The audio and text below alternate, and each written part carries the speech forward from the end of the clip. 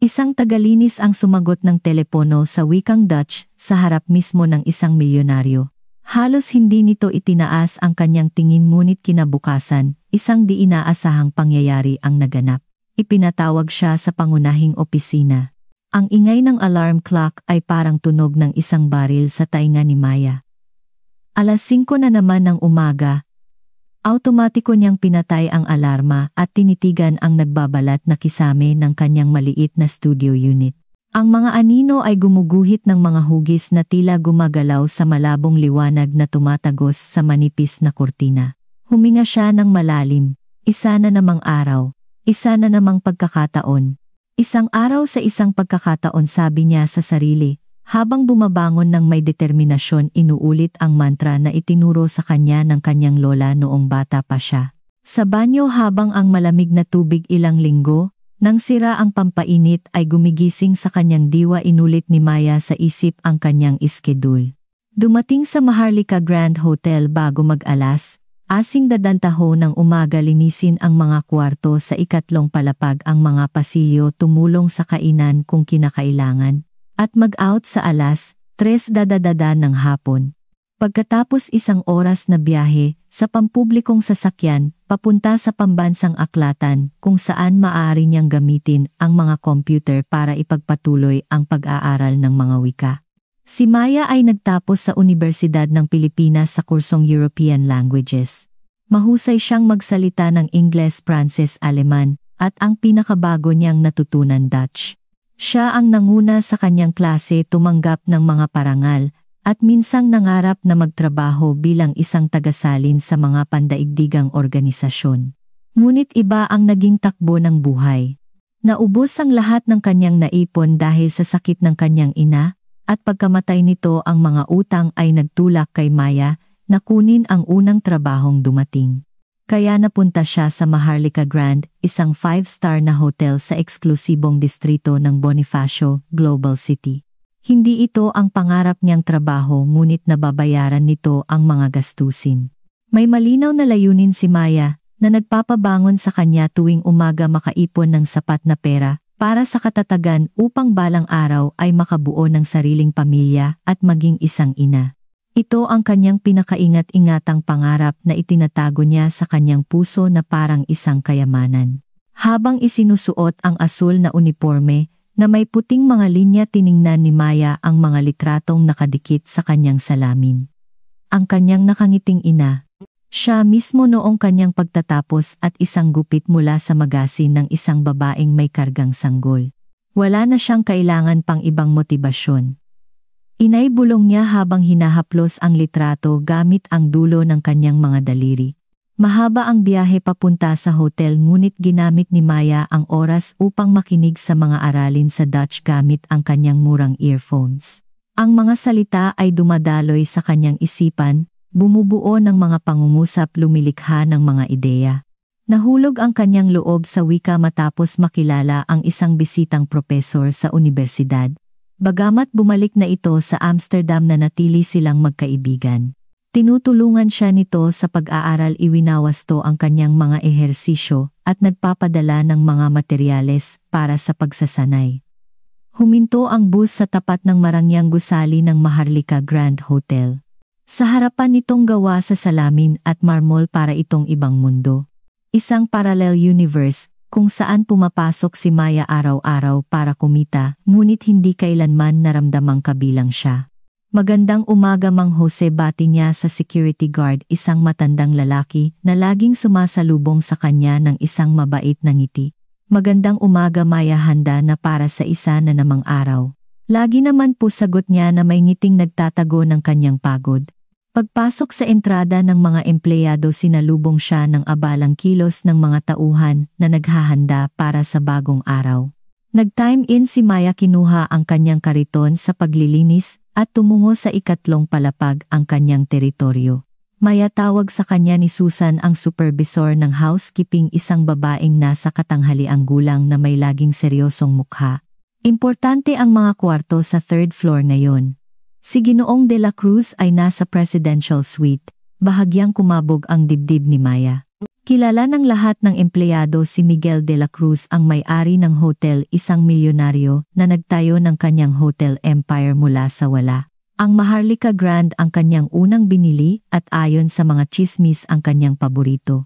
Madalas niyang bisitahin ang hotel ngunit bihirang makipag-usap sa mga tagalinis.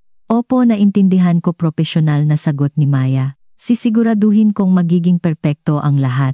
Sinimulan niya ang kanyang gawain ng may kahusayan ng isang taong kabisado ang bawat sulok ng kanyang trabaho. Bawat kuwarto, paglilinis, pag-aayos, lahat ay walang kapintasan. Ang kanyang mga kamay ay mekanikal na gumagalaw, habang ang kanyang isip ay naglalakbay sa mga bansang kung saan ang mga wika ay kanyang pinag-aralan. Iniisip kung ano ang pakiramdam na manirahan doon, magtrabaho gamit ang kanyang kaalaman. Malapit na ang tanghali, habang naglilinis siya ng pasilyo malapit sa presidential suite, nakita niyang bumukas ang pinto at lumabas si Miguel de la Cruz kasama ang dalawang lalaking naka-impeccable na business suit. Ibinaba ni Maya ang kanyang tingin, nag-focus sa kanyang ginagawa. Alam niyang ang pagiging di nakikita ay isang mahalagang katangian sa kanyang posisyon. Si Miguel de la Cruz ay eksakto tulad ng nasa mga larawan sa magasin, matangkad, may pangangatawang nagpapakita ng maraming oras, sa gym, itim na buhok na may pilak sa kanyang sentido na nagbibigay sa kanya ng sopistikadong hitsura at isang aura na pumupuno sa anumang espasyo. Nakasuot siya ng isang dark blue custom-made suit, walang kurbata, na may kaswal ngunit eleganteng tindig. Dumaan ang mga lalaki nang hindi man lang siya tinitingnan, abala sa kanilang pag-uusap tungkol sa mga pamumuhunan at mga proyektong hinaharap. Nagpatuloy si Maya sa pagtatrabaho, nananatiling hindi nakikita gaya ng dati. Ngunit may isang bagay sa kilos ni Miguel de la Cruz na nakakuha ng kanyang pansin. Wala sa kanya ang yabang na inaasahan niya mula sa isang taong nasa kanyang katayuan. Mayroong isang pigil na lungkot sa kanyang mga mata na hindi tumutugma sa imahe ng matagumpay na negosyanteng kanyang ipinapakita. Pagkatapos sa pasilyo, pumunta si Maya sa maliit na utility room para kumuha ng mga panlinis. Nag-vibrate ang kanyang telepono sa bulsa ng kanyang uniforme. Karaniwan hindi niya ito tinitingnan habang nagtatrabaho, ngunit may hinihintay siyang mahalagang tawag. Isang mensahe mula sa kanyang guro sa Dutch. May magandang balita. Pwede ba akong tumawag sa loob ng 10 minuto? Tumingin si Maya sa oras, magsisimula na ang kanyang lunch break. Mabilis siyang sumagot, sige po. Nagpasya siyang kumain sa maliit na pahingahan ng mga empleyado sa malapit, kinuha ang kanyang baunan at umupo sa tabi ng bintana na nakatanaw sa isang maliit na hardin sa loob ng hotel. Hindi siya nababahala sa pag-iisa. Sa katunayan, pinahahalagahan niya ito. Nagbibigay ito sa kanya ng pagkakataong mag-focus sa kanyang mga iniisip at plano. Nasa kalagitnaan siya ng kanyang simpleng pananghalian nang tumunog ang telepono. Lumitaw ang pangalan ni Professor Van der Linden sa screen. Huminga ng malalim si Maya at sinagot ito. Halobati niya sa Dutch na may ngiti. Mayago Morgan, sagot ng masiglang boses ni Pieter Van der Linden. Ang pag-uusap ay dumaloy sa perpektong Dutch. Tumatawa si Maya, sumasagot ng may kumpiyansa. Ang kanyang mukha ay nagliliwanag sa bawat salita. Hindi niya napansin na bumukas ang pinto at may pumasok. "Das ben ik geslaagd voor het examen?" tanong niya nang may pananabik, kinukumpirma kung talagang nakapasa siya sa pagsusulit. "Jamet Vlag en Wimpel J. Bent nu officieel gecertificeerd op professioneel niveau in het Netherlands," kumpirma ni Peter. Ipinapaalam na nakapasa siya ng may matataas na marka at ngayon ay opisyal ng may kakayahan sa Dutch sa propesyonal na antas. Bumuhos ang kagalakan kay Maya. Pagkatapos ng buwan ng pag-aaral, maagang paggising para magsanay bago magtrabaho at gabing pag-aaral ng gramatika, sa wakas ay na-master niya ang wika sa propesyonal na antas. Ito ay isa pang hakbang patungo sa hinaharap na kanyang pinapangarap. Isa pang kasangkapan para balang araw ay makakuha ng trabahong naaayon sa kanyang pinag-aralan. Dank je wel Pieter. Dit betekent heel veel voor mij. Pasasalamat niya ng taos puso, ipinapaliwanag kung gaano kalaki ang kahulugan nito para sa kanya. At nang lumingon siya nagtama ang kanilang mga mata ni Miguel de la Cruz na nakatayo sa may pintuan na may ekspresyon ng lubos na pagkamangha. Natigilan si Maya. Ang paggamit ng telepono habang nagtatrabaho, lalo na sa mga pampublikong lugar, ay ipinagbabawal. Paumanhin po Ginoong de la Cruz, mabilis niyang sinabi lumilipat sa Tagalog. Peter, tatawagan na lang kita ulit, dagdag niya sa telepono. Ngunit hindi mukhang inis si Miguel de la Cruz. Sa halip tila siya'y interesado. Nagsasalita ka ng Dutch, tanong niya tuluyang pumasok sa silid. Tumango si Maya, dali-daling itinago ang kanyang telepono. Opo Ginoo. Pasensya na po kung may nalabag ako. Aalis na po ako. Huwag. Huwag kang umalis, sabi niya sa tono na mas parang pakiusap kaysa utos. Saan ka natutong magsalita ng Dutch? Nag-atubili sandali si Maya. Hindi siya sanay na may taong tulad ni Miguel de la Cruz na nagpapakita ng interes sa kanya. Sa universidad po Ginoo. Nagtapos po ako ng European Languages. May nagbago sa ekspresyon ni Miguel. Isang kislap ng sorpresa at pag-usisa ang dumaan sa kanyang madilim na mga mata. At nagtatrabaho ka bilang tagalinis? Ang tanong bagamat halata ay nagdulot ng bahagyang tensyon kay Maya. May isang buong kuwento sa likod nito. Isang kuwentong bihirang ibahagi lalo na sa mga estranghero at lalo na sa may-ari ng hotel. Minsan po dinadala tayo ng buhay sa mga hindi inaasahang landas, Ginoong de la Cruz, diplomatikong sagot niya. Ang trabahong ito po ang nagbabayad ng aking mga bayarin habang patuloy akong nag-aaral. Dahan-dahang tumango si Miguel, tila pinag-iisipan ang kanyang mga salita. Tila may gusto pa siyang sabihin, ngunit sa sandaling iyon tumunog ang kanyang telepono.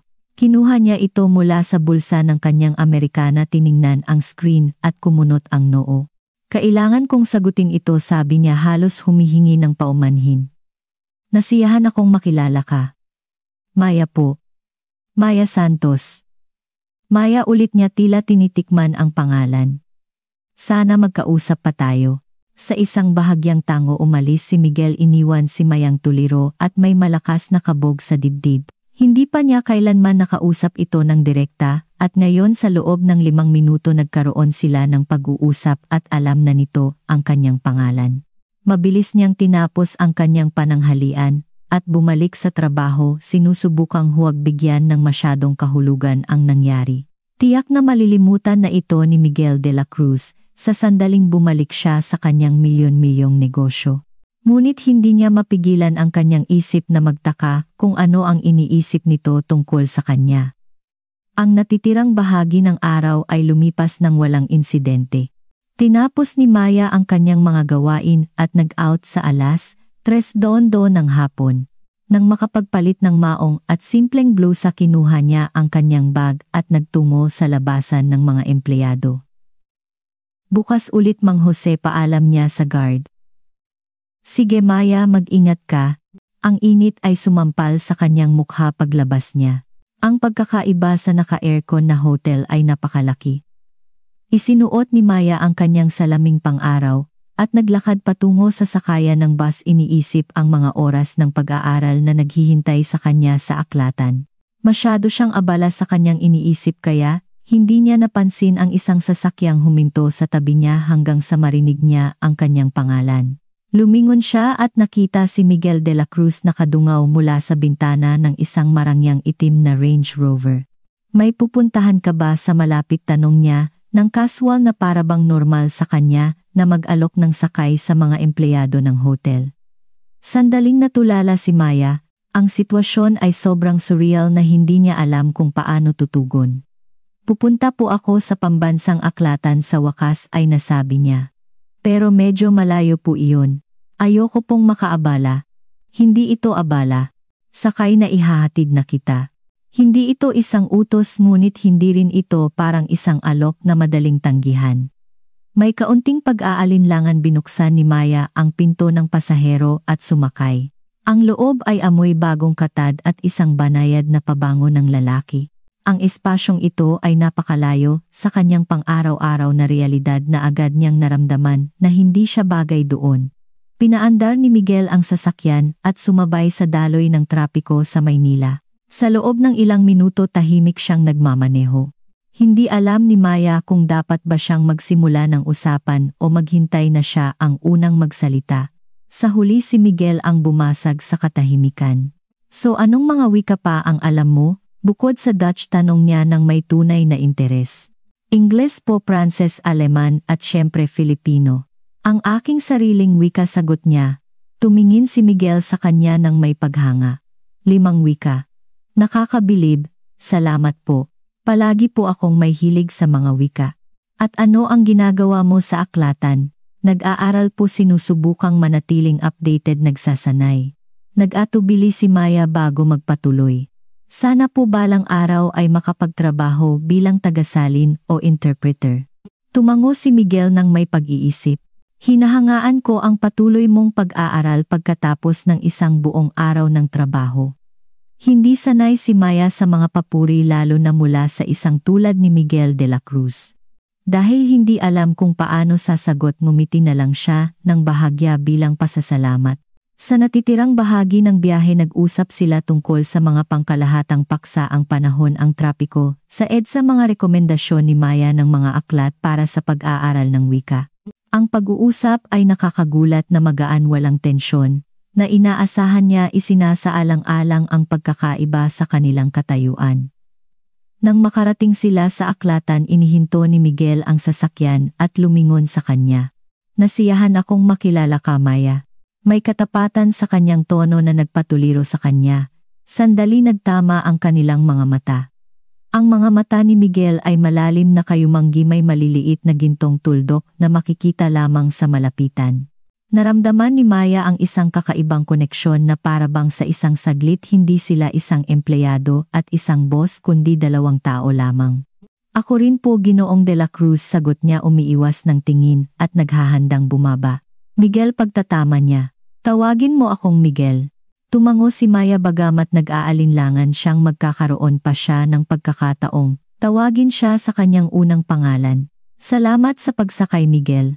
Sa huling pasasalamat, bumaba si Maya sa sasakyan at pinanood itong mawala sa daloy ng trapiko. Nanatili siyang nakatayo, pinoproseso ang nangyari. Mayroong isang bagay kay Miguel de la Cruz na hindi tumutugma sa imahe ng walang awang negosyante na kanyang inakala. Tila siya'y makatao, madaling lapitan, halos marupok. Ipinilig niya ang kanyang ulo, iwinawaksi ang mga iniisip. Hindi siya dapat gumawa ng mga ilusyon. Bukas babalik ang lahat sa dati. Siya ay magiging isang di nakikitang empleyado muli at siya ay magpapatuloy sa kanyang buhay bilang isang milyonaryo. Sa katiyakang iyon, pumasok siya sa aklatan, handang gamitin ang mga oras ng pag-aaral bago bumalik sa kanyang maliit na apartment. Hindi alam ni Maya na habang pabalik sa hotel, hindi maalis sa isip ni Miguel de la Cruz ang tungkol sa kanya, ang babaeng may matalinong tingin na nagsasalita ng matatas na Dutch habang naglilinis ng mga kwarto para kumita.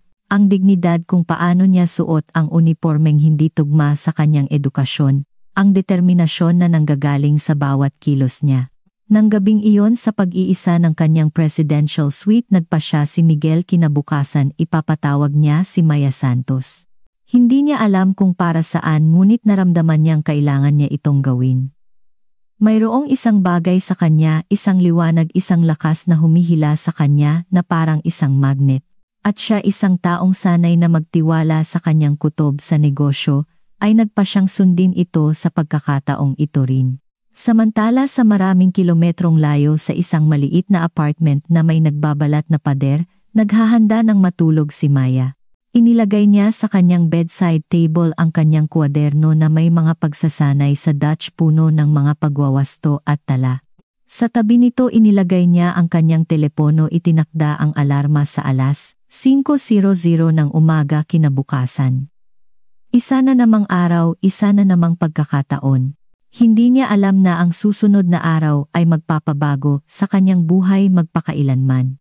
Sa silid ng hotel, lumapit si Miguel sa malaking bintana na may tanawin ng skyline ng Metro Manila. Ang mga ilaw sa gabi ay umaabot hanggang sa abot tanaw, parang mga bituing nahulog sa lupa. Sa isang lugar sa dagat ng mga ilaw na iyon ay naroon siya, naghahanda para sa isa na namang araw ng mabigat na trabaho, pag-aral at paghabol sa mga pangarap na tila laging bahagyang hindi maabot. Maya Santos mahina niyang binigkas ang kanyang pangalan. Maganda itong pakinggan sa kanyang mga labi. Ito ay parang isang posibilidad, isang bagay, na bago, isang bagay, na hindi niya alam na hinahanap niya hanggang sa araw na iyon. Bukas-bukas ay ipapatawag niya siya at kung ano ang susunod ay pag-iisipan niya pagdating ng panahon. Nang gabing iyon pareho silang natulog na may kakaibang pakiramdam ng pananabik na parang may mahalagang bagay na malapit nang magsimula. Dumating ang umaga na may karaniwang gawain para kay Maya. Alarma ng alas 5:00 ng umaga, malamig na shower pagsakay sa bus habang nakikinig sa mga aralin sa wika. Ngunit mayroong isang bagay na naiiba. Isang pagkabalisa na hindi niya maipaliwanag. Marahil dahil sa kanyang pagkikita kay Miguel de la Cruz kahapon. Sinisi niya ang sarili sa pagbibigay ng labis na kahulugan dito. Tiyak na nakalimutan na niya ang insidenteng iyon. Pumasok siya sa Maharlika Grand sa pamamagitan ng entrada ng mga empleyado, gaya ng dati binati si Mang Jose at nagtungo upang mag-time in. Mayatawag sa kanya ni Susan, hindi pa man niya na ilalagay ang kanyang mga gamit. Gusto kang makita ni Ginang Reyes sa kanyang opisina ngayon din. Si Ginang Reyes ang Human Resources Director ng hotel. Kumabog ang dibdib ni Maya. Mayroon ba siyang nagawang mali? May kinalaman ba ito sa paggamit niya ng telepono sa oras ng break o sa pagtanggap ng alok na pagsakay mula kay Ginoong de la Cruz? Anuman ang dahilan, hindi ito maganda. May kaba sa kanyang dibdib. Nagtungo si Maya sa opisina ng HR sa unang palapag ng hotel. Dahan-dahan siyang kumatok sa pinto. Tuloy sabi ng isang boses ng babae mula sa loob. Maingat na pumasok si Maya. Si Ginang Reyes, isang babaeng nasa 50 anyos, na naka-impeccable na business suit ay nakatingin sa kanya mula sa likod ng kanyang mesa na may hindi mababakas na ekspresyon. Magandang umaga po, Ginang Reyes. Sabi po nila gusto niyo akong makita. Oo, Maya, maupo ka, pakiusap. Ang tono ay hindi pagalit na bahagyang nagpakalma kay Maya. Umupo siya sa tapat ng mesa, ipinatong ang kanyang mga kamay sa kanyang kandungan upang hindi mapansin na bahagya itong nanginginig. Maya, nakatanggap ako ng isang medyo hindi pangkaraniwang kahilingan kaninang umaga, simula ni Ginang Reyes, matamang nakatingin sa kanya. Espesyal na hiniling ni Ginoong de la Cruz na ilipat ka sa isang bagong tungkulin dito sa hotel. Napapikit si Maya sa pagkalito. Sa lahat ng posibleng senaryo, hindi ito pumasok sa kanyang isip. Ilipat po, tanong niya. Sa anong tungkulin po? Tumingin si Ginang Reyes sa isang papel sa kanyang mesa. Mukhang humanga si Ginoong de la Cruz sa iyong mga kasanayan sa wika at naniniwala siyang hindi mo nagagamit ng husto ang iyong potensyal sa iyong kasalukuyang posisyon. Iminungkahi niyang lumikha ng isang posisyon para sa iyo bilang Assistant for International Relations. Hindi makapagsalita si Maya. Assistant for International Relations. Hindi niya alam na may ganoong posisyon sa hotel. Hindi ko po maintindihan, sa wakas ay nasabi niya. Ano po ba eksakto ang sakop ng trabahong iyon? Direkta kang makikipag-ugnayan sa mga dayuhang bisita, tutulungan sila sa komunikasyon, gagawa ng mga pagsasalin at tutulong sa mga business meeting na ginaganap sa hotel, paliwanag ni Ginang Reyes. Ito ay isang bagong posisyon nilikha lalo na para sa iyo sa inisyatiba ni Ginoong de la Cruz. Nahihilo si Maya. Ito ay halos napakaganda para maging totoo. Isang trabaho kung saan magagamit niya ang kanyang mga wika, kung saan pahahalagahan ang kanyang edukasyon. At syempre, patuloy ni Ginang Reyes, ang sahod ay tutugma sa iyong mga bagong responsibilidad, humigit kumulang 3 beses na mas malaki kaysa sa kinikita mo ngayon. Naramdaman ni Maya na parang hihimatayin siya. Sa ganoong halaga makakalipat na siya mula sa kanyang maliit na apartment, makakapagsimulang mag-ipon ng seryoso para sa hinaharap na kanyang pinapangarap, para sa pamilyang gusto niyang buuin. Hindi ko po alam ang sasabihin ko, bulong niya. Ang opo ay angkop, sagot ni Ginang Reyes na may bahagyang ngiti, ang una na nakita ni Maya sa kanyang mukha sa buong panahon ng kanyang pagtatrabaho. Bihirang gumawa si Ginoong de la Cruz ng ganitong mga kahilingan. At kapag ginawa niya, inaasahan niyang matutupad ang mga ito. Dahan-dahang tumango si Maya, pinoproseso pa rin ang nangyayari. Opo, syempre po, pumapayag po ako. Mabuti. Kung gayon hindi mo nakakailanganin ito, sabi ni Ginang Reyes. Itinuturo ang uniforme ng tagalinis na suot ni Maya. Magpalit ka na. Sa iyong locker makikita mo ang mga damit na angkop para sa iyong bagong posisyon. Pagkatapos pumunta ka sa presidential suite.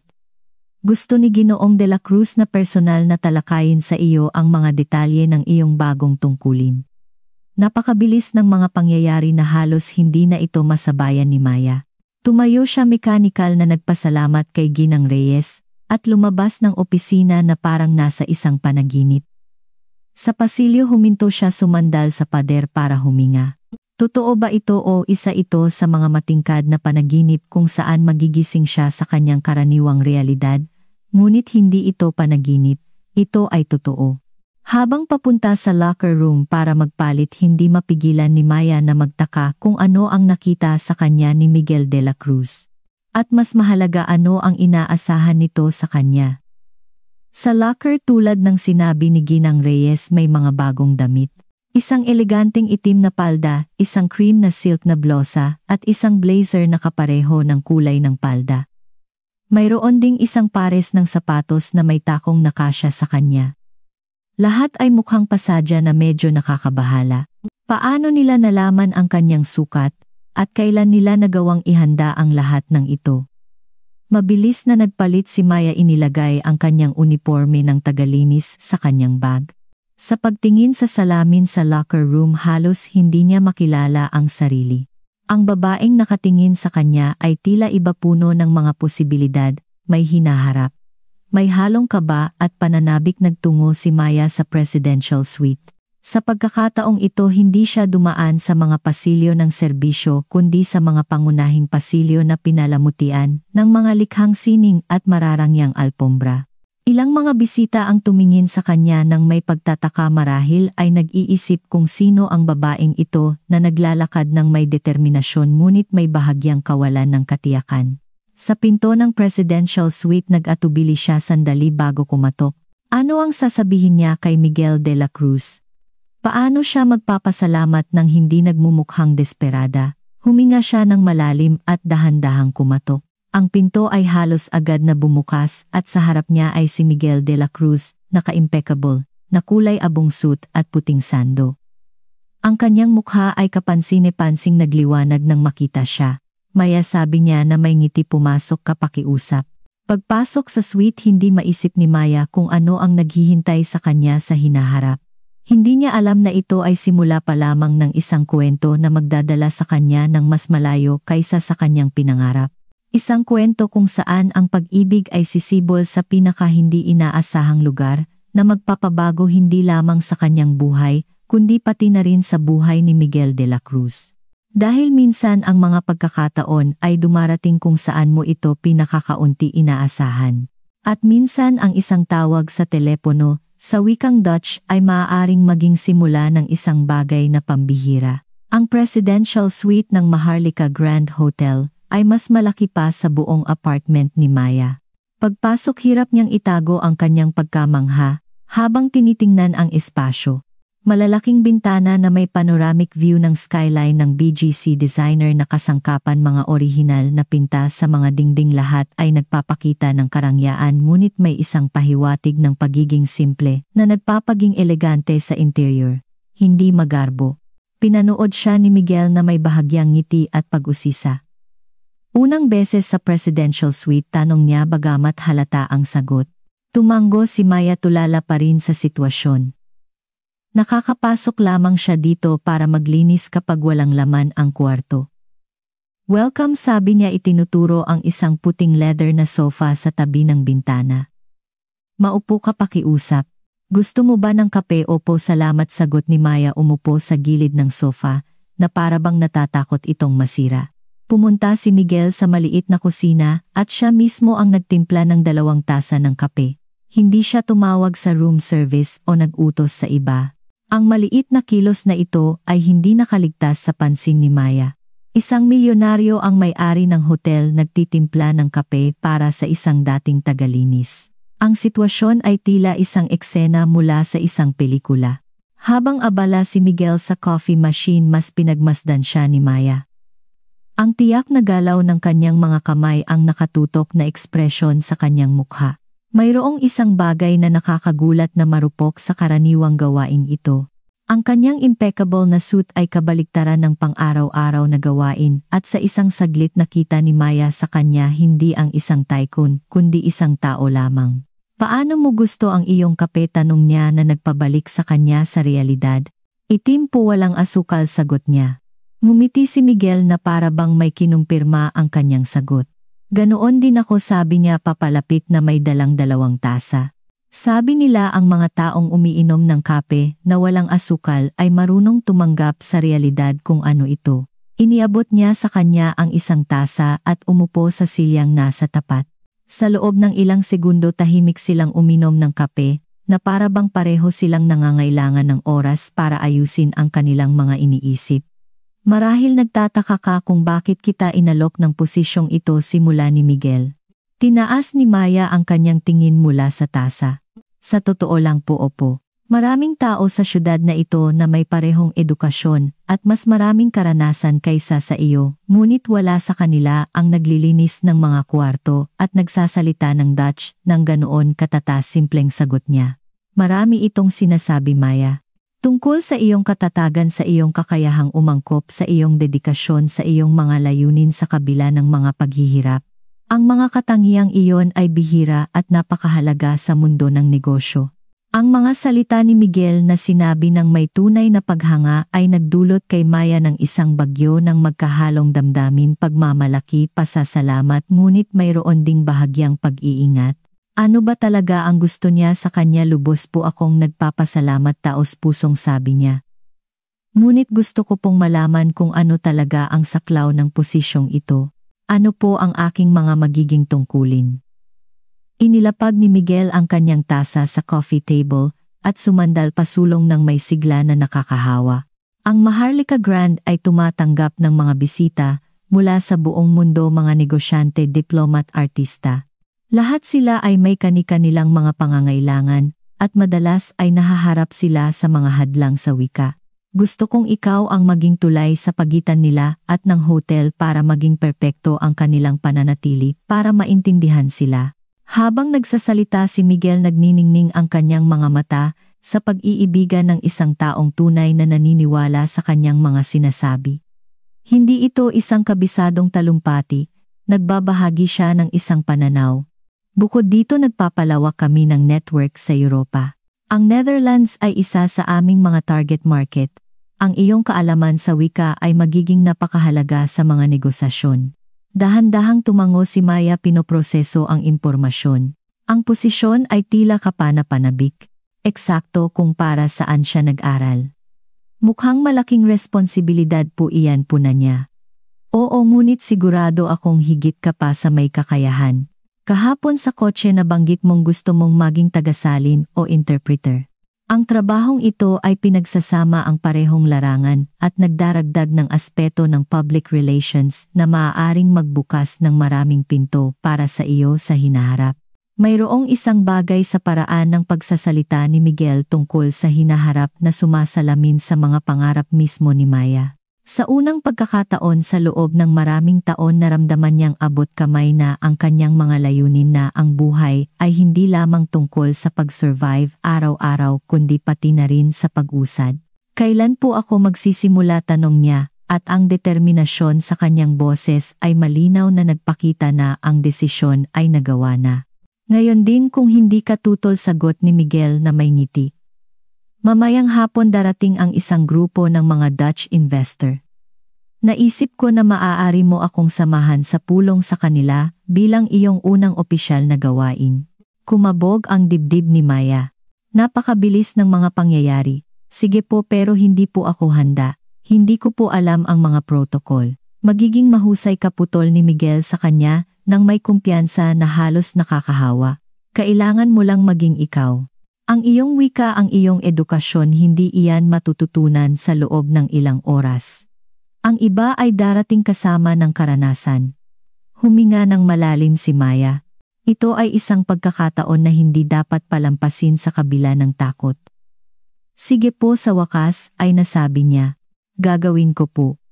Lalong lumapad ang ngiti ni Miguel, nagpaliwanag sa kanyang mukha. Alam kong papayag ka. Mayroong isang bagay na espesyal sa iyo, Maya, isang determinasyon. Nakita ko iyon sa iyong mga mata kahapon. Mayroong isang bagay sa paraan ng pagsabi niya nito, sa tindi ng kanyang tingin na nagparamdam kay Maya ng bahagyang init sa kanyang mga pisngi. Tinitingnan siya ni Miguel de la Cruz hindi bilang isang boss sa isang empleyado kundi bilang isang lalaki sa isang babaeng nakakaintriga sa kanya na may ginigising sa kanya. Upang maibsan ang biglaang intimasya, nagbago ng paksa si Maya.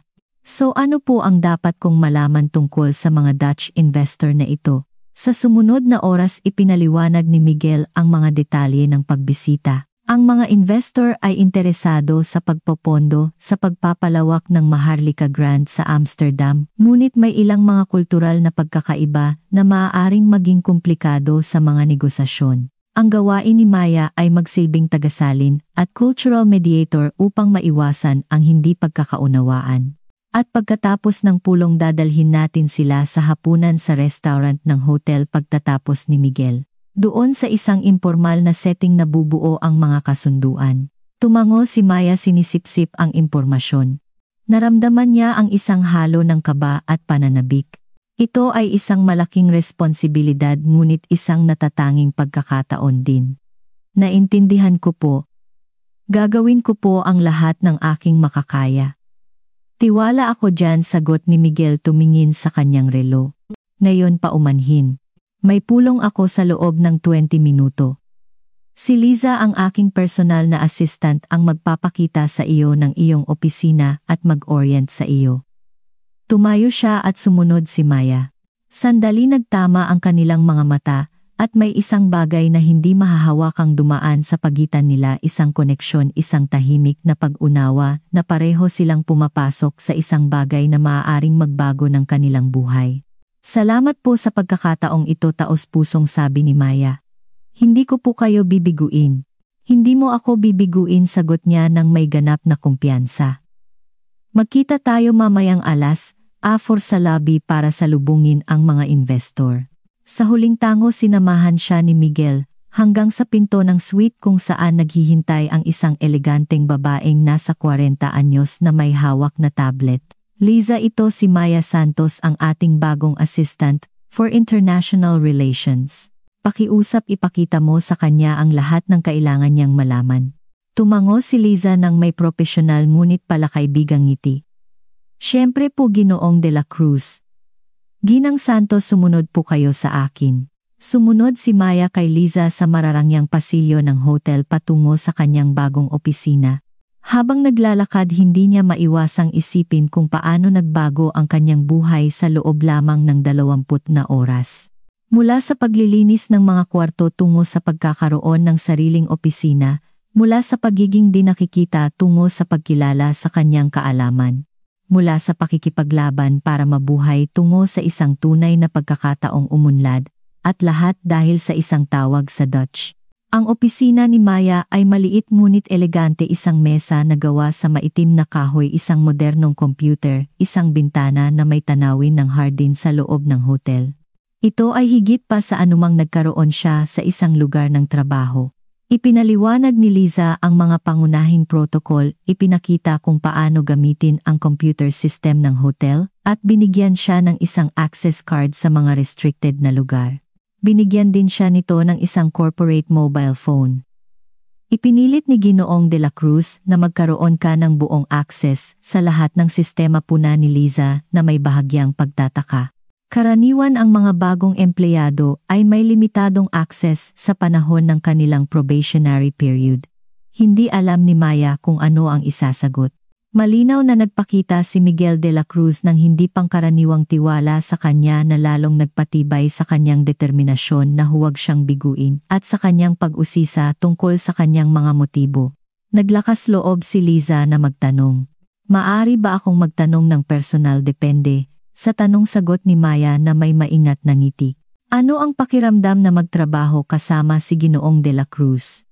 Lagi ba siyang ganito ka-impulsive?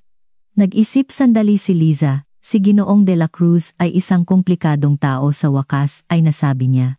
Siya ay napakatalino na may hindi nagkakamaling kutob sa negosyo. Maaring maging demanding oo ngunit patas, at bagamat hindi agad halata siya ay lubos na tapat. Kung makuha mo ang kanyang tiwala ipagtatanggol kanya laban sa lahat. Huminto siya na para bang nagpapasya kung gaano pa karami ang sasabihin. Ngunit hindi pangkaraniwan na makita siyang personal na interesado sa isang bagong empleyado. Karaniwan inililipat niya ang mga ganitong desisyon sa HR department. Siguradong napahanga mo siya ng husto. Muling naramdaman ni Maya ang init sa kanyang mga pisngi. Ano ba talaga ang nakita sa kanya ni Miguel de la Cruz? Salamat sa iyong katapatan, sabi niya sinusubukang manatiling propesyonal. Walang anuman. Kung may kailangan ka ang opisina ko ay nasa dulo ng pasilyo, sagot ni Liza na may mas nakaka-relax na ngiti. Iiwan na kita para makapag-ayos. Tandaan 4:00 sa lobby. Nang umalis si Liza na paupo si Maya sa silya sa kanyang bagong opisina, pinoproseso pa rin ang nangyari. Kinuha niya ang kanyang personal na telepono at nakita ang ilang mensahe mula kay Pieter, ang kanyang guro sa Dutch, na nagtatanong kung ano ang nangyari pagkatapos ng kanilang naputol na usapan kahapon. Ginamit ang mga daliring nanginginig sa pananabik, nag-type siya. Hindi ka maniniwala, narinig ng may-ari ng hotel na nagsasalita ako ng Dutch at inalok ako ng trabaho bilang Assistant for International Relations. Magsisimula ako ngayon. Mabilis na dumating ang sagot, hindi ka panipaniwala, binabati kita, alam kong magbubukas ng mga pinto ang iyong mga kasanayan sa wika, ngunit hindi ko inaasahan na ganito kabilis. Ipinagmamalaki kita, Maya, ngumiti siya habang binabasa ang mensahe. Si Peter ay higit pa sa isang guro para sa kanya, isang mentor, isang palaging suporta sa kanyang pag-aaral. Siya ang nagbigay inspirasyon sa kanya na magpatuloy sa pag-aaral ng mga wika kahit na ang mga pangyayari ay nagtulak sa kanya na magtrabaho bilang tagalinis. Lumipas ang mga sumunod na oras nang hindi namamalayan. Pinag-aralan ni Maya ang lahat ng magagamit na impormasyon tungkol sa mga Dutch investor, inulit ang mga tiyak na termino sa industriya ng hotel sa Dutch at naghanda para sa anumang posibleng sitwasyon sa pulong. 3:30 pumunta siya sa banyo para mag-refresh at siguraduhing mukha siyang propesyonal. Ang refleksyon sa salamin ay nagpakita ng isang babaeng halos hindi niya makilala, elegante, may kumpiyansang wala sa kanya dati. Pinayagan niya ang sarili ng isang sandali ng pagmamalaki. Nagawa niya. Pagkatapos ng maraming taon ng pagsisikap at sakripisyo, sa wakas ay ginagamit na ni Maya ang kanyang edukasyon sa isang trabahong kinagigiliwan niya. 4:00 nasa lobby na siya ng hotel, sinusubukang kontrolin ang kanyang kaba. Sa kabila ng masusing paghahanda, hindi niya maalis ang bahagyang pagkabalisa. Paano kung magkamali siya? Paano kung biguin niya ang tiwalang ibinigay sa kanya ni Miguel? Ang kanyang mga iniisip ay naputol sa pagdating ni Miguel na naka-impeccable sa isang dark blue suit na tila ginawa para sa kanya. Lumapit siya na may ngiting pinagsasama ang profesionalismo at isang bagay na personal na hindi matukoy ni Maya. Handa ka na, tanong niya, huminto sa tabi niya. Sa tingin ko po, tapat niyang sagot. Magiging mahusay ka, tiniyak niya. Tandaan mo lang, ang mga taong ito ay mahigpit sa negosyo, ngunit pinahahalagahan nila ang katapatan. Huwag mong subukang masyadong pahangain sila. Maging ikaw lang. May init sa kanyang tingin na lumalampas sa relasyon ng isang boss at empleyado na sabay na nakakabighani at nagbibigay sa kanya ng lakas. Sandali siyang nagtaka kung alam ba nito ang epekto niya sa kanya. Ayan na sila, sabi ni Miguel tumingin sa entrada ng hotel. Isang grupo ng 3 nasa katanghaliang gulang na lalaki na nakamaitim na suit at may seryosong mukha ang kadarating lang sa lobby. Humakbang si Miguel para salubungin sila at sumunod si Maya. Welcome to the Maharlika Grand Hotel, sabi ni Miguel sa ensayadong Dutch bago lumipat sa Ingles. Welcome to Manila, I hope you had a comfortable flight. Magalang na sumagot ang mga lalaki sa Ingles din. Ipinakilala ni Miguel si Maya. Gentlemen, allow me to introduce Maya Santos, our Assistant for International Relations. She will be our interpreter today. Humakbang si Maya na may propesyonal na ngiti at nagsalita sa matatas na Dutch. Binabati sila at nagpapahayag ng pag-asa na naging kaaya-aya ang kanilang biyahe. Ang mga mukha ng mga Dutch ay nagliwanag sa sorpresa at pasasalamat. Isa sa kanila na tila pinuno ng grupo ay sumagot sa Dutch. Isang malaking kasiyahan na makakilala ng isang taong nagsasalita ng aming wika dito sa Pilipinas. Ang pulong ay ginanap sa conference hall ng hotel. Sa loob ng 2 oras tumpak at matatas na isinalin ni Maya ang mga komplikadong negosasyon tungkol sa mga porsyento ng pamumuhunan, mga timeline ng konstruksyon at mga legal na detalye. Hindi lamang siya nagsalin ng mga salita, kundi nagdagdag din ng mga cultural nuances na tumutulong sa magkabilang panig na mas maunawaan ang isa't isa. Ilang beses niyang nahuli ang mga pagsang-ayon na tingin ni Miguel na nagpatibay sa kanyang kumpiyansa. Naramdaman niyang nasa kanyang elemento siya, ginagamit ang kanyang mga kasanayan at nagiging kapaki-pakinabang. Ito ay isang nakakalasing na pakiramdam pagkatapos ng maraming taon kung saan ang kanyang mga kakayahan ay minamaliit. Pagkatapos ng opisyal na bahagi, lumipat ang grupo sa restaurant ng hotel para sa hapunan. Ang kapaligiran ay naging mas nakaka-relax at ang usapan ay napunta sa mga personal na paksa. Tinanong ng isang Dutch si Maya kung paano niya natutunan ang kanilang wika. Ipinaliwanag niya na nag-aral siya ng mga wika sa unibersidad at pinalad na magkaroon ng isang guro na Dutch na nagbigay inspirasyon sa kanya. Saan ka nagtrabaho dati? Tanong ng isa pa. Nag-atubili sandali si Maya. Dapat ba niyang banggitin na hanggang kaninang umaga ay bahagi siya ng housekeeping staff? Bago siya makasagot, sumingit si Miguel. Si Maya ay isang bagong miyembro ng aming team, ngunit ang kanyang talento ay hindi matatawaran, sabi niya sa simple ngunit malinaw na Dutch. Ang kanyang tingin ay puno ng kahulugan. Hindi niya ikinahihiya ang kanyang nakaraan. Sa halip, pinoprotektahan niya ito mula sa mga hindi komportableng tanong. Ngumiti si Maya bilang pasasalamat. Nagpatuloy ang hapunan sa isang mainit na kapaligiran. Ang mga Dutch na malinaw na humanga sa kanyang katatasan sa kanilang wika ay naging mas bukas at palakaibigan. Sa pagtatapos ng gabi, ang kasunduan ay halos sarado na. Kailangan na lang linawin ang ilang mga legal na detalye. Nang magpaalam ang mga investor bandang alas 11 ng gabi, mahigpit na kinamayan ng pinuno ng grupo si Maya at sinabing isang kasiyahan na makatrabaho siya at inaasahan niyang makita siyang muli sa kanilang pagbabalik. Mag-ingat po kayo sa pagbabalik sa Netherlands, sagot niya sa Dutch. Nang umalis ang mga Dutch patungo sa mga elevator, na iwan sina Miguel at Maya sa lobby ng restaurant. May isang pakiramdam ng magkasamang tagumpay, ng pagiging magkasabwat sa tagumpay. Napakagaling mo, sabi ni Miguel nang may tunay na paghanga. Hindi lang ang iyong Dutch kundi pati na rin ang iyong kakayahang mag-navigate sa pagitan ng dalawang magkaibang kultura ng negosyo. Nagustuhan ka nila at iyon ay kalahati na ng daan patungo sa pagsasara ng kasunduan. Naramdaman ni Maya ang isang alon ng kasiyahan. Pagkatapos ng maraming taon kung saan ang kanyang edukasyon ay tila walang silbi at ang kanyang mga kasanayan ay walang kwenta, sa wakas ay may isang taong nagpahalaga sa mga ito. Salamat po sa pagkakataong ito, tapat niyang sagot. Isang kaluwagan na magamit ang aking kaalaman. Tiningnan siya ni Miguel ng isang tingin na nagpabilis ng bahagya sa kanyang puso. Gusto mo bang uminom para ipagdiwang ang tagumpay ng iyong unang araw? Alok niya itinuturo ang bar ng hotel. Nag-atubili si Maya. Hindi siya sigurado kung angkop bang uminom kasama ang kanyang boss pagkatapos ng trabaho.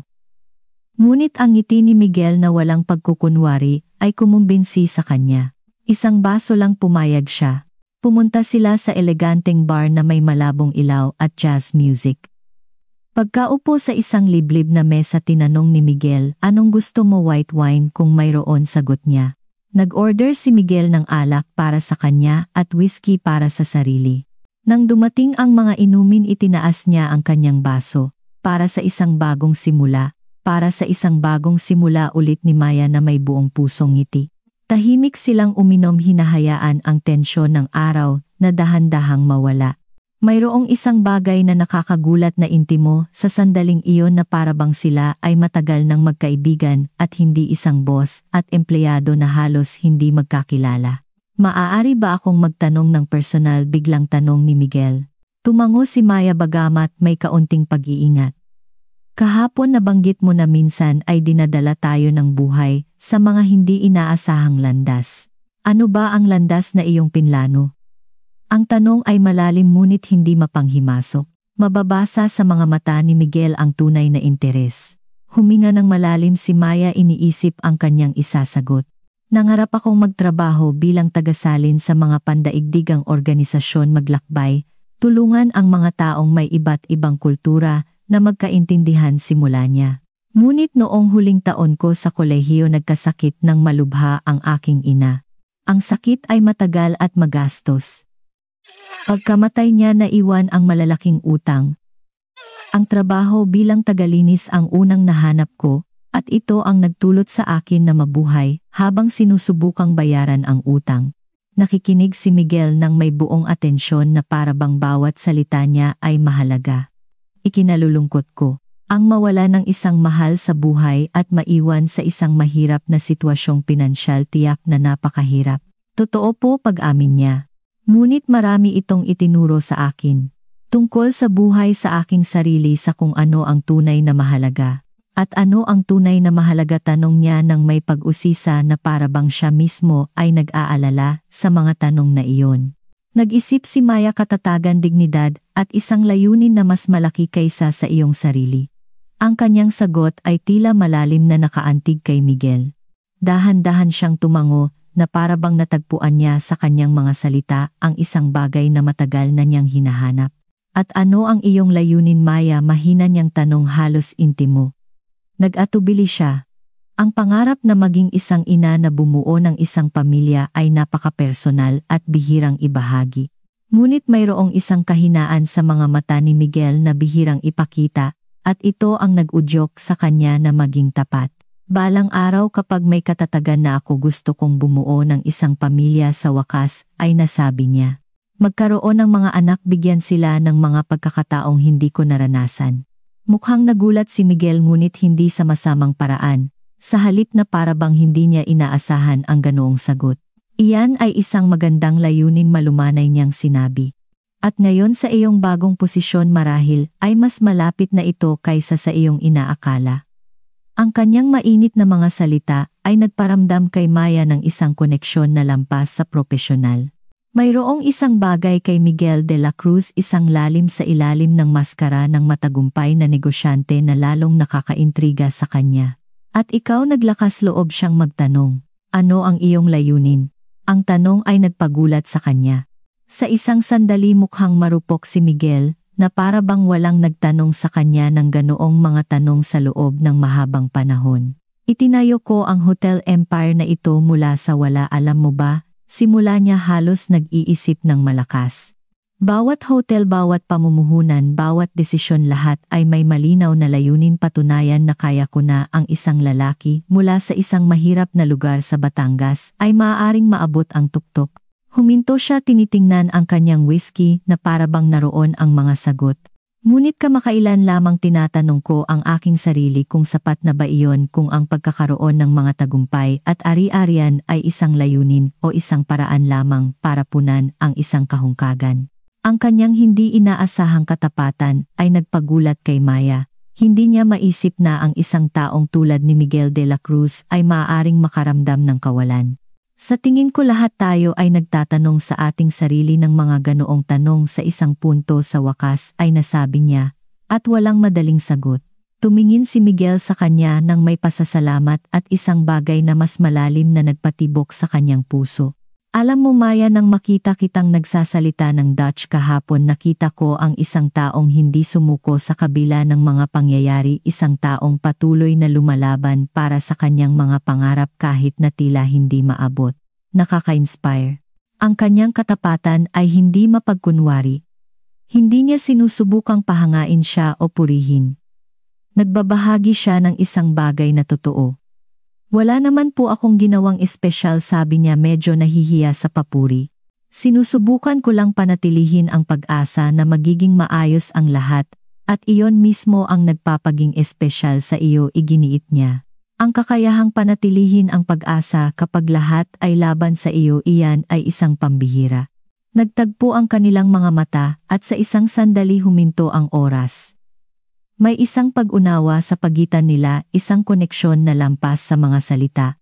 Dalawang tao mula sa magkaibang mundo na nagbabahagi ng isang bagay na fundamental, ang determinasyon na huwag sumuko sa harap ng kahirapan.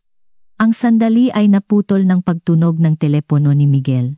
May humihinging paumanhin ng ngiti, kinuha niya ito at tiningnan ang screen. Kailangan kong sagutin ito, sabi niya malinaw na dismayado. Mula ito sa aming opisina sa Europa. Siyempre po, sagot ni Maya, biglang napagtanto kung gaano nakalalim ang gabi. Sa katunayan, kailangan ko na ring umuwi. Magiging abala ang araw bukas. Tumango si Miguel bagamat tila ayaw niyang tapusin ang pag-uusap. Ihahatid kita sa labasan, alok niya. Tumayo. Naglakad sila sa halos walang taong lobby kung saan naroon lamang ang mga tauhan sa gabi. Sa kanilang katahimikan mayroong isang nakakagulat na gaan na para bang hindi kailangan ang mga salita. Sa pangunahing entrada huminto si Miguel at lumingon sa kanya. Bukas aalis ako papuntang Cebu para sa negosyo, sabi niya. Babalik ako pagkatapos ng ilang araw. Ipaliwanag ni Liza ang iyong mga gawain sa panahong iyon.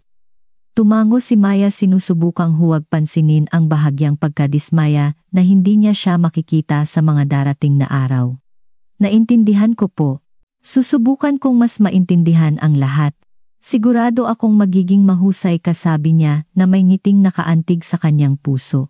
Pagbalik ko gusto kong talakayin sa iyo ang mga plano para sa pagpapalawak sa Europa. Ang iyong opinyon ay magiging napakahalaga. Ang tiwalang ibinibigay niya sa kanya, sa kabila ng isang araw lamang ng pagtatrabaho, ay nakakagulat at nakaka-inspire. Magiging handa po ako, pangako niya. Tila may gusto pang sabihin si Miguel, isang bagay na personal, ngunit sa huli ay iniabot na lamang niya ang kanyang kamay. Magandang gabi Maya, at salamat sa isang napakagandang unang araw. Kinamayan niya ito, naramdaman ang init na dumaloy mula sa kanyang palad patungo sa kanyang dibdib. Magandang gabi Miguel. Sa unang pagkakataon tinawag niya ito sa kanyang unang pangalan nang hindi nito hinihiling, at ang kislap sa kanyang mga mata ay nagpakita na napansin niya ito. Sa isang bahagyang tango lumabas si Maya ng hotel sa gabi ng Maynila. Habang naghihintay ng taxi, hindi niya mapigilan ang ngiti. Sa loob ng 24 na oras ang kanyang buhay ay ganap na nagbago. Mula sa pagiging tagalinis naging assistant for international relations. Mula sa pagiging di nakikita naging isang taong pinahahalagahan. Dinala siya ng taxi sa kanyang maliit na apartment.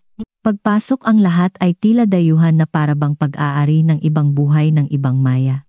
Lumapit siya sa salamin kung saan nakasabit ang kanyang mga larawan at hinawakan ang litrato ng kanyang ina. Kaya ko to, naibulong niya. Dahan-dahan, pero kaya ko to. Natulog siyang may pakiramdam ng kabuuan na hindi niya naramdaman sa loob ng maraming taon. Habang nakakatulog hindi niya maalis sa isip ang imahe ni Miguel de la Cruz. Mayroong isang nakatagong kahinaan sa ilalim ng mga patong ng tagumpay at kapangyarihan na labis na nakakaintriga sa kanya. Ang sumunod na 2 araw ay isang ipu-ipo ng aktibidad. Itinuro sa kanya ni Liza ang mga komplikadong protokol ng hotel, ipinakilala sa mga pangunahing empleyado at tinulungan siyang maunawaan ang mga internal system. Sip-sip ni Maya ang lahat ng may kasabikan, determinadong patunayan na hindi pagkakamali ang tiwala ni Miguel. Natupad din niya ang isang matagal ng pangarap, lumipat sa isang mas magandang apartment. Sa kanyang bagong sahod kaya na niyang umupa ng isang maliit ngunit maliwanag na tirahan malapit sa hotel na nagtipid sa kanya ng mga oras sa biyahe. Ito ay isang luho na hindi niya kayang bayaran dati, manirahan malapit sa trabaho, magkaroon ng mas maraming oras para sa sarili, pag-aaral at mga pangarap. Sa gabi ng 2 araw, habang inaayos ang mga dokumento sa opisina, nakatanggap siya ng isang mensahe sa kanyang corporate phone. Mula ito kay Miguel. Kumusta, babalik na ako bukas. May kailangan tayong pag-usapan. Isang simple direktang mensahe, ngunit nagpabilis ito ng kanyang puso. Profesional siyang sumagot, ipinapaalam ang mga natapos na gawain at nagpapahayag ng pananabik sa kanyang pagbabalik para talakayin ang mga proyekto. Nang gabing iyon, pagbalik sa kanyang bagong apartment, huminto si Maya sa bintana, tinitingnan ang mga ilaw ng lungsod na nakalatag sa harap niya na parang isang dagat ng mga posibilidad. Sa unang pagkakataon sa loob ng maraming taon, naramdaman niyang umuusad ang kanyang buhay na ang kanyang mga pangarap ng katatagan sa pananalapi ng pagbuo ng isang pamilya ng pagiging ina ay naging abot kamay. At sa gitna ng mga pangarap na iyon, may isang bagong imahe na lumilitaw, isang lalaking may malalalim na mata at mainit na ngiti na nakakita sa kanya ng isang bagay na hindi niya lubos na napagtanto sa sarili. Alam ni Maya na kailangan niyang mag-ingat.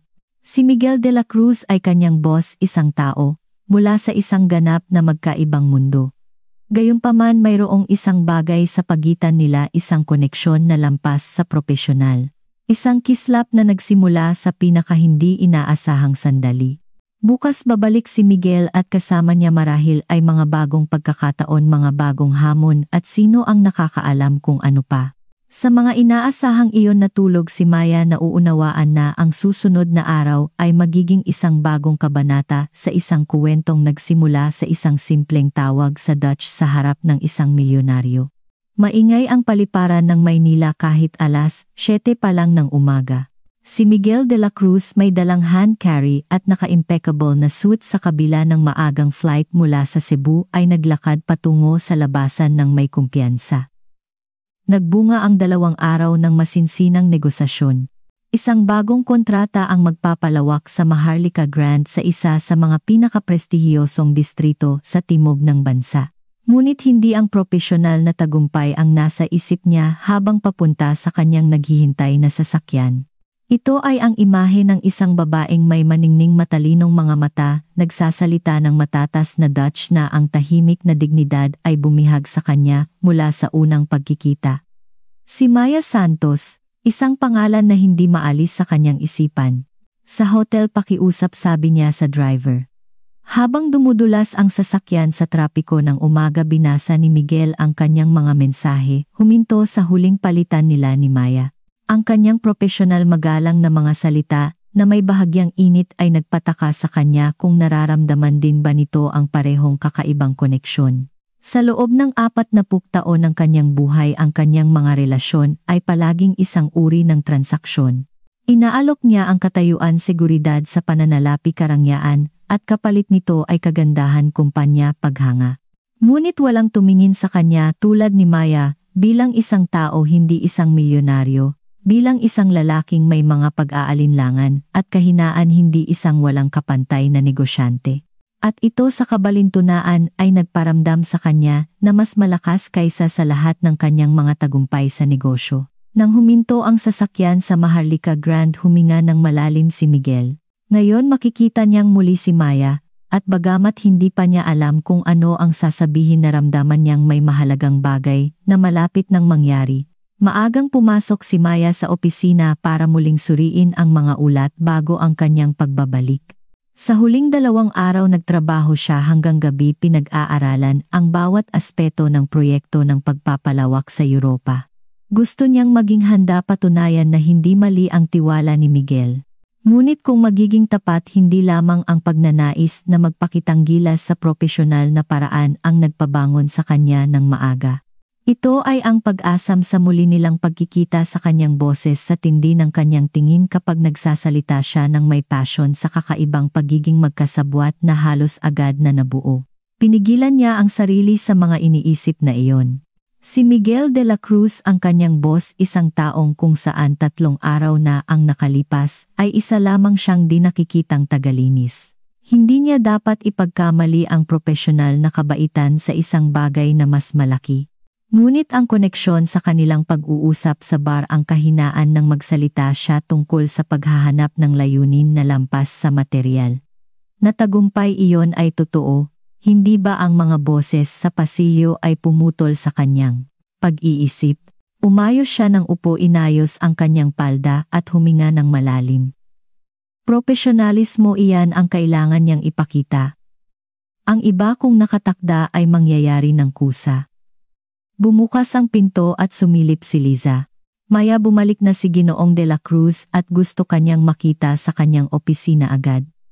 Salamat Liza, papunta na ako.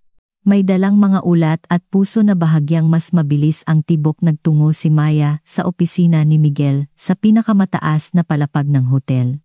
Hindi pa siya nakakapunta doon. Lahat ng kanilang mga pagkikita ay ginanap sa presidential suite o sa mga pampublikong lugar. Dahan-dahan siyang kumatok. Pasok sabi ng pamilyar na boses.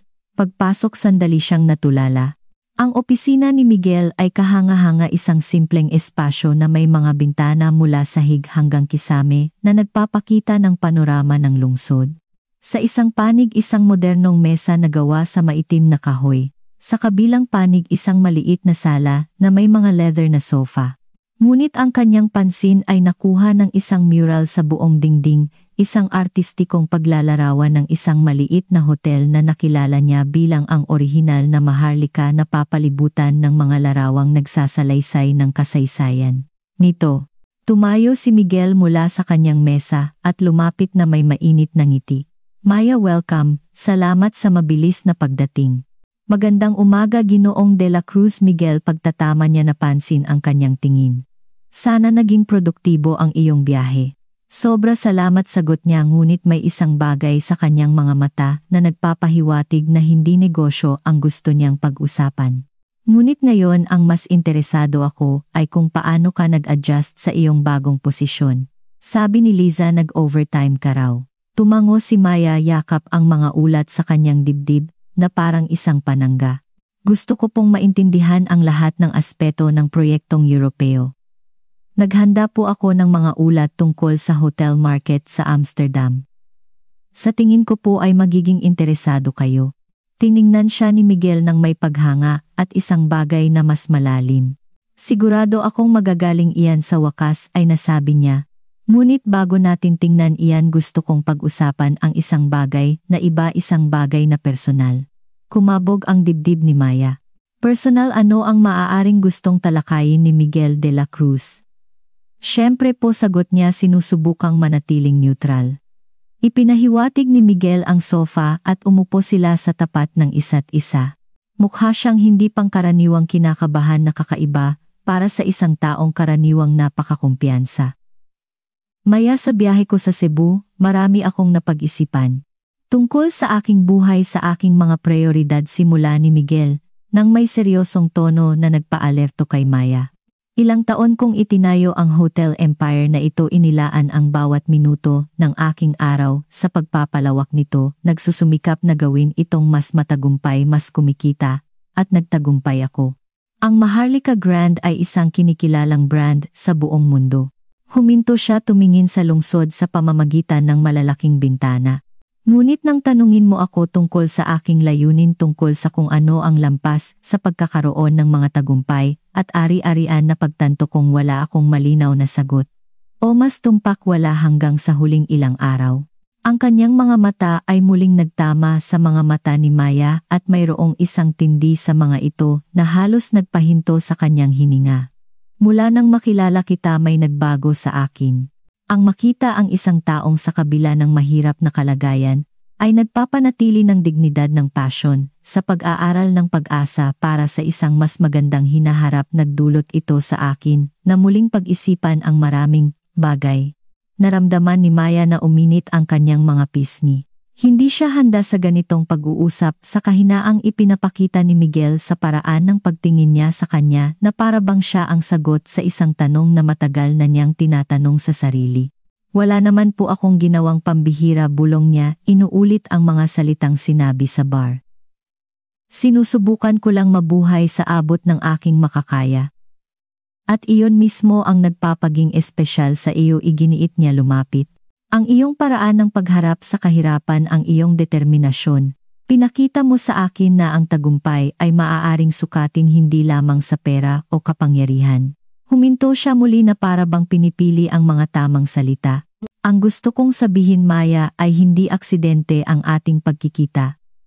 May dahilan kung bakit narinig kitang nagsasalita ng Dutch noong araw na iyon, kung bakit ako nagpasyang alukin ka ng posisyong ito. Ang puso ni Maya ay tumitibok ng napakalakas na natatakot siyang marinig niya ito.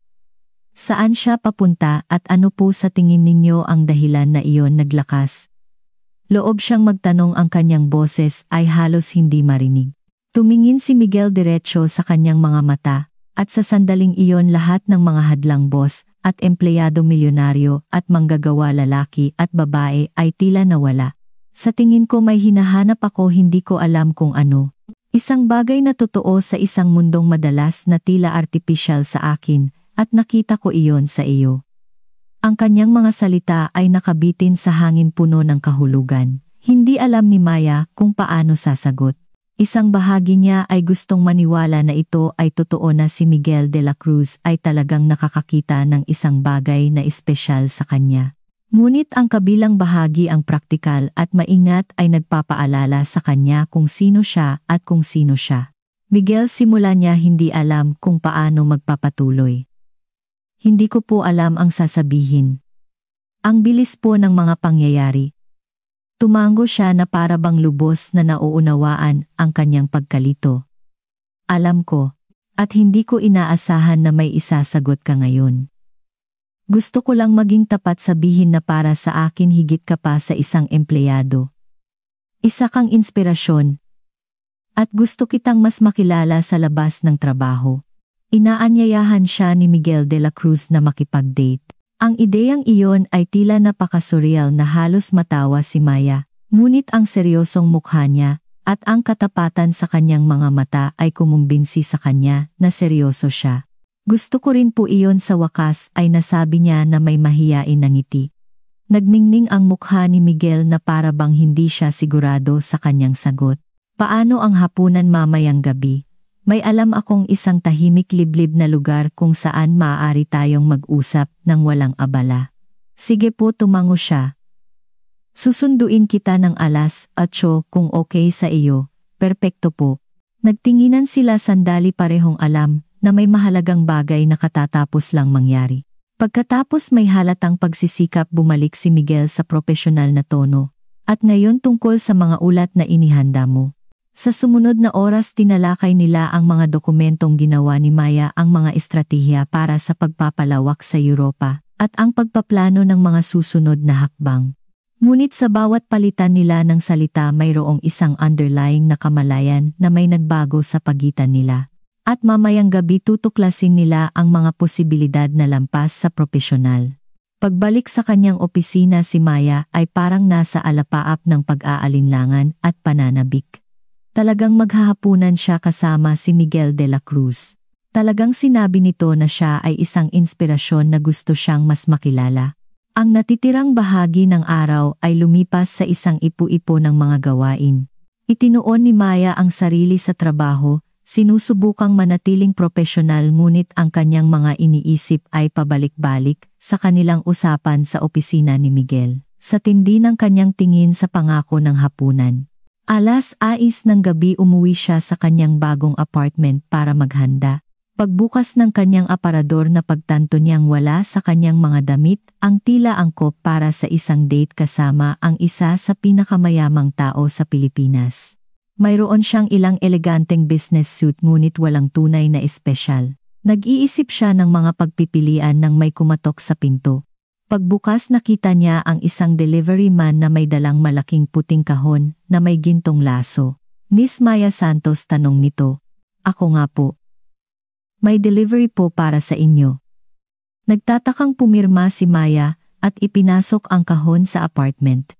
Pagbukas, natagpuan niya ang isang damit na kulay deep blue, simple ngunit elegante, at isang sulat kamay na tala. Naisip ko na baka gusto mo ng isang bagay na espesyal para sa gabing ito. Walang pressure syempre. Kung gusto mo lang, Miguel.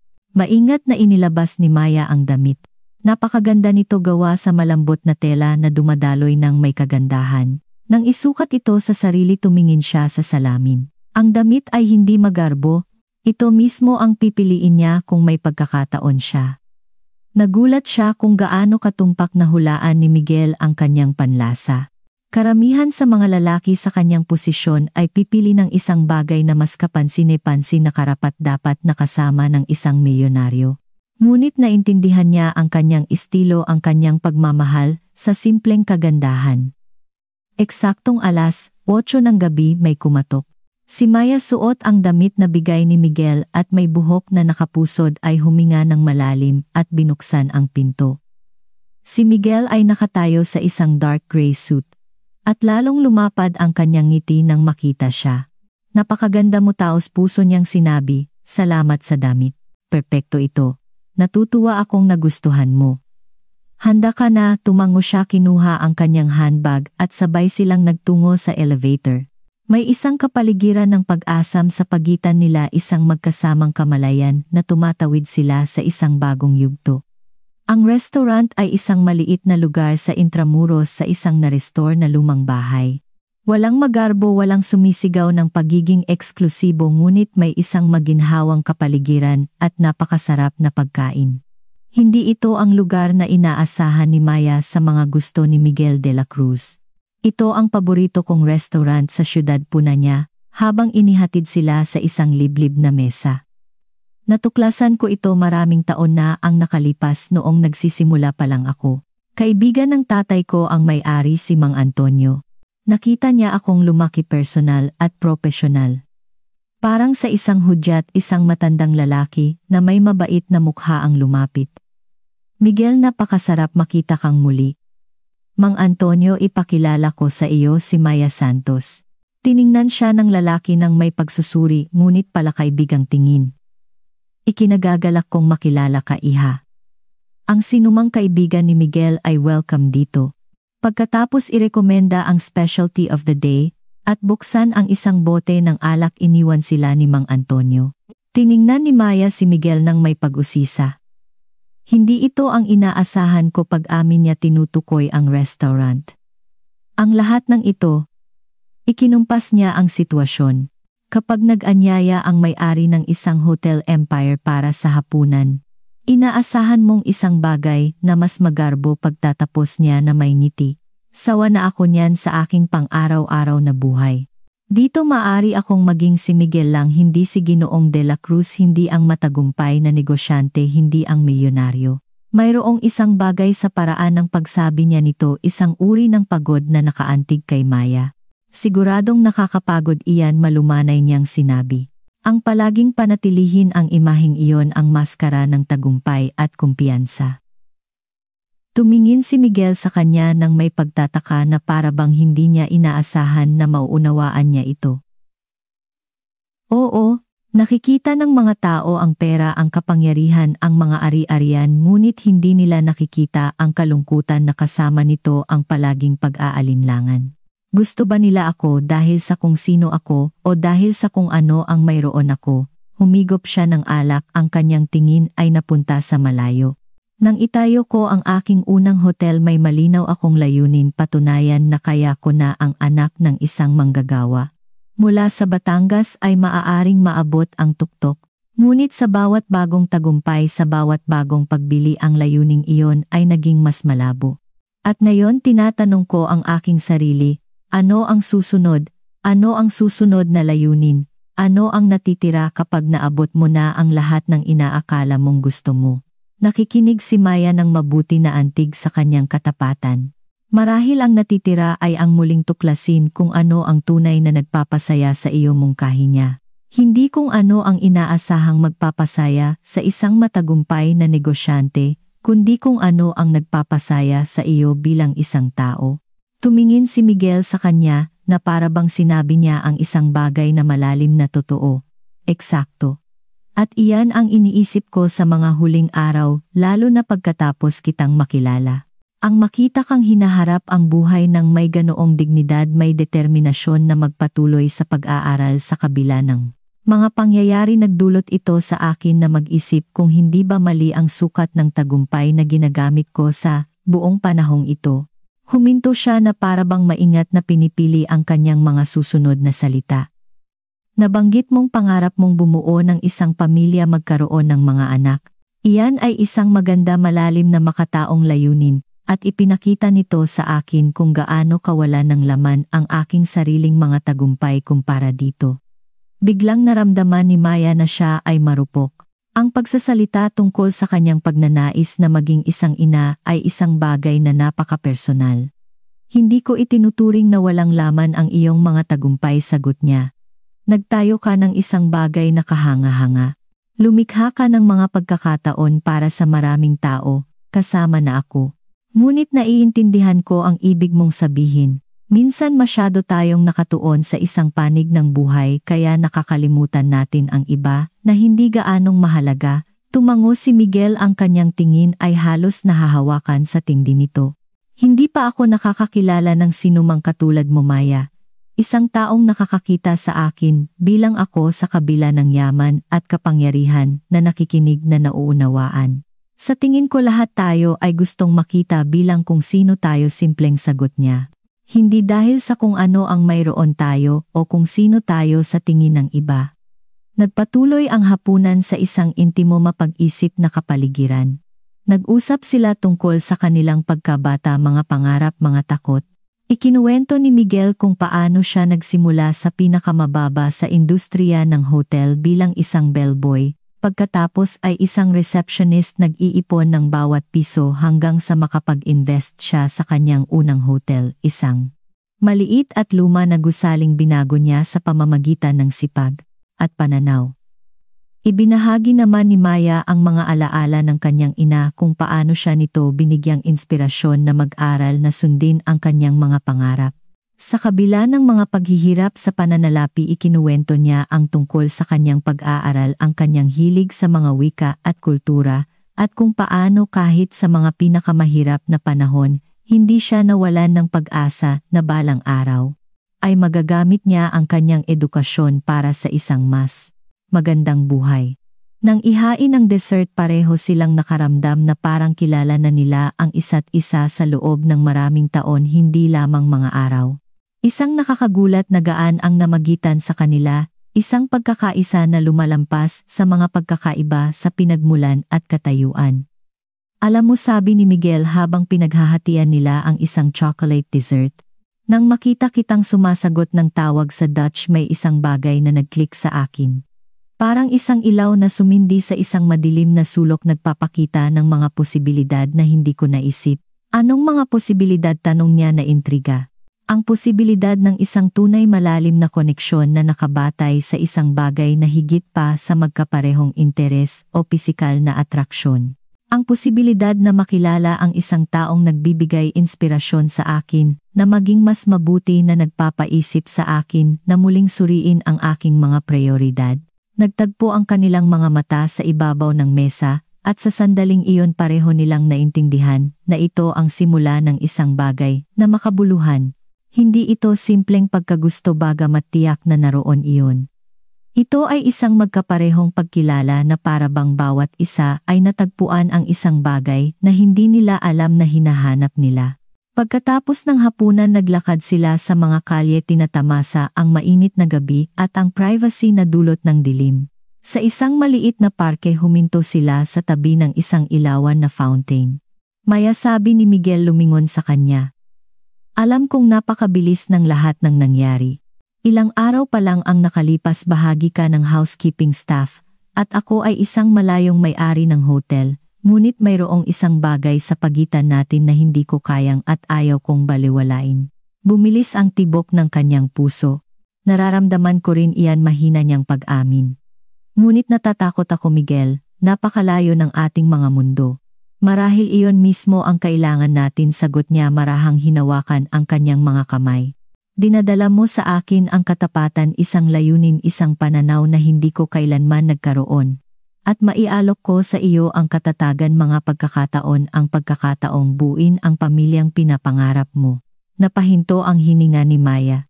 Tila nakita ni Miguel ang kanyang kaluluwa na eksaktong nahuli ang kanyang mga hangarin at pangangailangan. Paano ka nakakasiguro? Tanong niya, nagbabalanse sa pagitan ng pag-asa at pag-iingat. Halos hindi pa natin kilala ang isa't isa. Minsan hindi kailangan ng maraming taon para malaman na may isang bagay na totoo, sabi niya lumapit. Minsan alam mo ito sa isang sandali tulad noong narinig ko ang iyong boses sa Dutch at nalaman ko nang hindi ko alam kung bakit na espesyal ka. Nakatayo sila ng napakalapit na nararamdaman ni Maya ang kanyang hininga. Sa mga mata ni Miguel mayroong isang tindi, isang pagnanasa na sumasalamin sa kanyang sarili. Gusto kitang halikan, bulong niya, kung papayagan mo ako.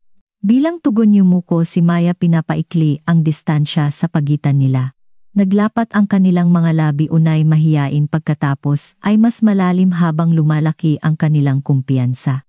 Ito ay isang halik na nangangako ng higit pa, na nagsasalita ng mga posibilidad ng isang magkasamang hinaharap ng mga pangarap na maaaring maging katotohanan.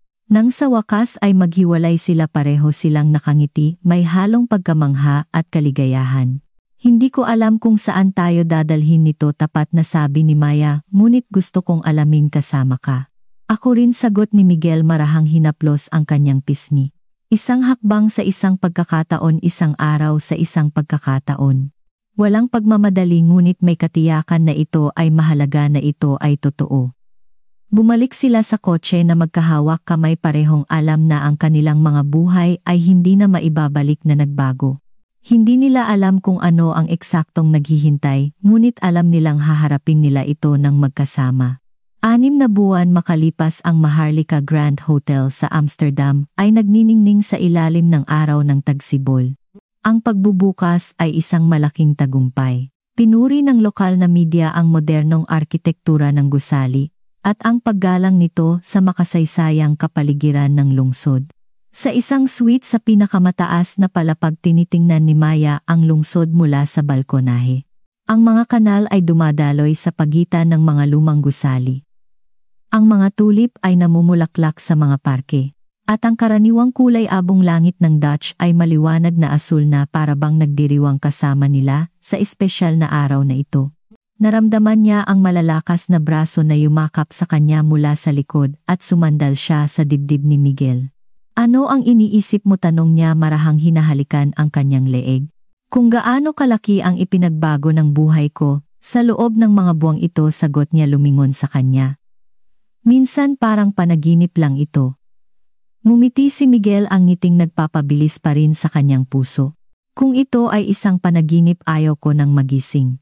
Naghalikan sila sa ilalim ng araw ng Amsterdam, kasama ang lungsod sa kanilang paanan at isang bukas na hinaharap sa kanilang unahan. Sa daliri ni Maya kumikinang ang isang singsing na pang-engagement, isang simple ngunit magandang brilyante na ibinigay sa kanya ni Miguel 2 buwan na ang nakalipas sa isang biyahe sa Batangas, kung saan ipinakilala siya nito sa kanyang pamilya. Ang kasal ay nakatakda sa Taglagas, isang pribadong seremonya sa hardin ng orihinal na Maharlika Grand, kung saan nagsimula ang lahat. At pagkatapos sisimulan nilang buuin ang pamilyang pareho nilang pinangarap, na pinupuno ang kanilang buhay ng pag-ibig at ng tawa ng kanilang mga magiging anak. Ngunit mayroon pang isang bagay na hindi pa nasasabi ni Maya kay Miguel. Isang natuklasan niya kaninang umaga sa banyo ng suite na nagpapanatili sa kanya sa isang estado ng hindi paniniwala at lubos na kaligayahan. Miguel, sabi niya, bahagyang lumayo para tingnan siya sa mata. May kailangan akong sabihin sa iyo. Tiningnan siya nito ng may pag-usisa at init. Ano iyon, mahal ko? Kinuha ni Maya ang kanyang mga kamay at marahang inilagay ang mga ito sa kanyang tiyan na patag pa, na malapit nang magsimulang lumaki. Magiging magulang na tayo, sabi niya, nanginginig sa emosyon. At base sa test, kambal sila. Ang ekspresyon sa mukha ni Miguel ay nagbago mula sa pagtataka tungo sa pagkamangha at sa huli sa isang dalisay, lubos na kagalakan na nalaman ni Maya na ito ang pinakamasayang sandali ng kanilang buhay. Kambal ulit niya na parabang hindi makapaniwala. 2 sanggol tumango si Maya, ang kanyang mga mata ay nagniningning sa mga luha ng kaligayahan. 2 maliit na milagro para buuin ang ating pamilya. Mahigpit siyang niyakap ni Miguel pagkatapos ay lumuhod at may paggalang na hinalikan ang kanyang tiyan. Salamat, bulong niya, ang kanyang boses ay nanginginig sa emosyon. Salamat sa pagbibigay sa akin ng isang layunin, ng isang pamilya, ng isang hinaharap. Salamat sa pagpapakita sa akin kung ano ang tunay na mahalaga sa buhay. Tinulungan siya ni Maya na tumayo at hinalikan siya ng may buong pagmamahal na kanyang nararamdaman. At salamat sa iyo sa pagkakita ng isang bagay sa akin noong araw na sinagot ko ang tawag sa Dutch. Sa pagbibigay sa akin ng pagkakataong maging ako gamitin ang aking mga kakayahan at buuin ang isang buhay na puno ng mga posibilidad. Nagyakapan sila sa katahimikan magkasamang tinitingnan, ang lungsod na ngayon ay bahagi na ng kanilang kasaysayan. Ang tagalinis na nagsasalita ng Dutch at ang milyonaryo na naghahanap ng layunin. Dalawang taong hindi dapat magtagpo ngunit pinagtagpo ng tadhana sa perpektong sandali, isang tawag sa telepono. Isang hindi inaasahang wika, isang impulsive na desisyon. At ngayon isang buhay na magkasama, isang pamilya na paparating. Isang hinaharap na kasing liwanag ng araw na nag-iilaw sa Amsterdam sa perpektong umagang iyon. Ang tadhana minsan ay may mga kamangha-manghang paraan ng paghabi ng kanyang mga sinulid. At sa kasong ito hinabi nito ang pinakamagandang kwento, isang kwento ng pag-ibig na nagsimula sa isang tagalinis na sumagot ng tawag sa Dutch sa harap ng isang milyonaryo at nagpapatuloy araw-araw taon-taon sa bawat magkasamang tingin sa bawat bulong ng pag-ibig at malapit na sa tawa ng kanilang mga anak. Isang kwento na nagsisimula pa lamang,